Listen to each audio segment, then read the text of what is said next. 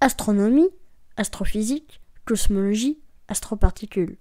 Ça se passe là-haut, par Eric Simon. Vous vous souvenez certainement de cette gigantesque tempête de poussière qui a recouvert la totalité de la planète Mars en 2018. Déterminer comment de telles tempêtes globales se forment et se développent est un challenge majeur pour la météorologie martienne. Une équipe américaine publie aujourd'hui ses résultats de modélisation de la tempête de 2018, combinant des observations satellitaires avec un modèle climatique global. Les tempêtes de poussière globales apparaissent sur Mars environ toutes les 3 années martiennes, ou si on préfère, environ tous les 5 ans terrestres. Elles durent généralement plusieurs mois d'affilée. Les premières observations de tempêtes de poussière massive sur Mars remontent à 1924, mais la première pour laquelle nous avons pu acquérir des données multiples en 3 dimensions sur la température et l'opacité de la poussière était celle de l'année martienne notée 25, MY25, et qui a débuté en juin 2001. Par convention, l'année martienne 1 débute le 11 avril 1955. Alors cette tempête a été scrutée grâce aux instruments Mars Orbital Camera, le MOC, et Thermal Emission Spectrometer, le TES, embarqués sur la sonde Mars Global Surveyor. Une autre tempête globale a été observée, mais moins en détail. C'était celle de l'année martienne 28, en 2006-2007, grâce aux instruments TEMIS, le Thermal Emission Imaging System, et MCS, le Mars Climate Sounder, à bord de Mars Reconnaissance Orbiter, MRO. C'est également avec le MCS de MRO, associé au rover Curiosity, que la grande tempête de l'année martienne 34, donc 2017-2018, a été observée avec précision et qui a donné les riches données exploitées par les planétologues Hartzell Gillespie de la Pennsylvania State University et ses collaborateurs. La grande quantité de poussière qui est soulevée du sol peut provoquer un obscurcissement très important sur de longues périodes. C'est ainsi que le rover Opportunity, qui survivait encore après de longues années sur le sol de la planète rouge, a vu la puissance électrique de ses panneaux solaires chuter lourdement lors de cette tempête de 2018, ce qui l'a empêché de recharger ses batteries et a mis fin à sa mission. Ce type de tempête a d'autres conséquences très importantes. Elles produisent une augmentation de la température atmosphérique moyenne à cause de l'absorption de la lumière solaire par les aérosols, et cette augmentation de température provoque alors une expansion de l'atmosphère qui induit à son tour une variation de densité.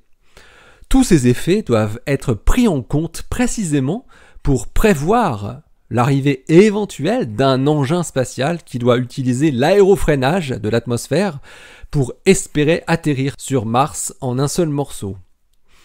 Aujourd'hui, on ne sait toujours pas pourquoi ce sont seulement certaines tempêtes régionales qui existent chaque année, mais qui deviennent globales en s'étendant sur l'ensemble de la planète rouge.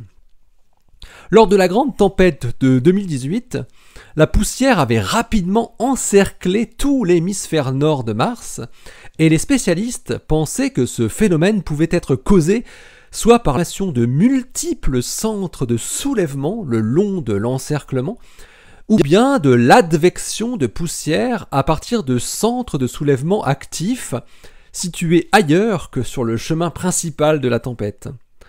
Hartzell Gillespie et ses collègues ont utilisé un modèle atmosphérique appelé Ensemble Mars Atmosphere Reanalysis System, EMARS. Il exploite une réanalyse de données archivées, comme des mesures de température ou de densité de poussière, associées à des simulations numériques de l'atmosphère. Leur modèle permet de produire des champs de vent en 3 dimensions, ainsi que leur évolution dans le temps. À partir des cartes de vent, les chercheurs déduisent alors les mouvements de particules à partir du sol, ce qu'on appelle l'advection. Et Gillespie et ses collaborateurs arrivent, grâce à leur modélisation, à une conclusion un peu différente des processus imaginés pour les tempêtes précédentes. Selon eux, une grande partie de la tempête de 2018, au moins 16% de la poussière qui a circulé durant les premiers sols, les jours martiens, provient d'un site unique, le centre de soulèvement initial qui est situé à proximité de la formation Chrysae Planitia et qui se trouve également à proximité de là où stationne Opportunity maintenant pour l'éternité. Les planétologues expliquent dans leur étude comment a pu se développer cette énorme tempête de poussière à partir d'un seul site. Les données réelles assimilées par le modèle numérique indique que la poussière a été entraînée dans un courant atmosphérique qu'on appelle la circulation de Hadley, en lien avec des ondes thermiques, puis elle aurait ensuite été entraînée plus haut, jusqu'à 60 km d'altitude quand même, dans le jet polaire circulant d'est en ouest dans l'hémisphère nord martien. L'analyse n'exclut toutefois pas qu'une partie de la tempête soit due à de multiples centres de soulèvement. Gillespie et ses collaborateurs se sont avant tout intéressés au tout début de la grande tempête de 2018. Et leur modèle IMARS peut être utilisé maintenant pour étudier la tempête dans sa totalité et pour la comparer à la fois avec d'autres tempêtes globales, passées ou futures, ainsi qu'avec des tempêtes régionales de plus faible ampleur. L'article de Hartzell Gillespie et ses collaborateurs est paru dans Journal of Geophysical Research le 30 avril 2020. Il porte le titre « An Investigation of the Encirclement of Mars by Dust in the 2018 Global Dust Storm using the Ensemble Mars Atmosphere Reanalysis System ».